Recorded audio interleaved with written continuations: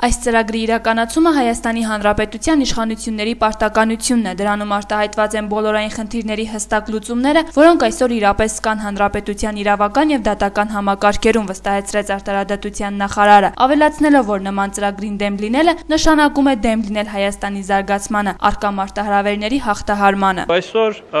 իրավական համակարգում, պետական համակարգում, դատական համակարգում արկա քաշքշուկները, երբեմն կոռուպցիոն ռիսկերը, երբեմն գործերի քննության երկարատև ընթացքը ստեղծում են որոշակի անորոշություն, ստեղծում են անկանխատեսելիություն, ստեղծում են օբյեկտիվ դժգոհություն, ինչը տասնյակ այլ խնդիրներ է առանցյալ առաջացնում։ Հիմնական նպատակներն են դատական իշխանության լիարժեք անկախության ամրապնդումը, երաշխավորումը, քրեական, քաղաքացիական, վարչական ընթացակարգերի արտադրության թափանցիկ ընթացակարգեր սահմանելը,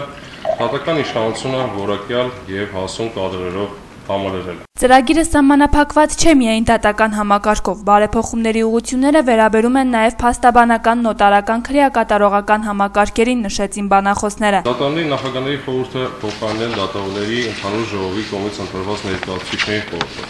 ինչպես նաև ըստ անհրաժեշտության ներմուծել առաջին եւ վերին ացանի դատարանների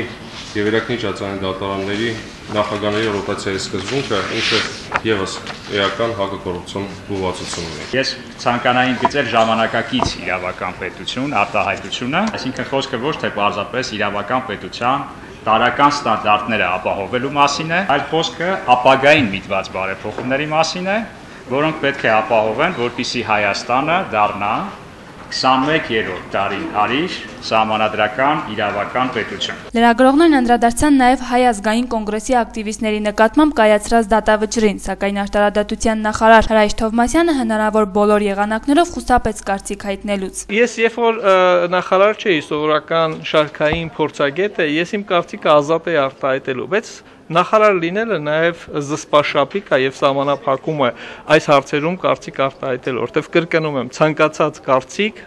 դա ազդեցություն կունենա այդ գործի հետագա ընթացքի վրա։ Ավելացնենք, որ բարեփոխումների ծրագրով ըստ արտարադատության նախարարության ներկայացուցիչների 4-5 տարի հետո մեր երկրում կլինի բացարձակ վստահություն այս համակարգի նկատմամբ, ինչն այսօր բացակայում է։ Էմապալյան, Մարտուն Գրիգորյան, Գալանյուս, Երևան։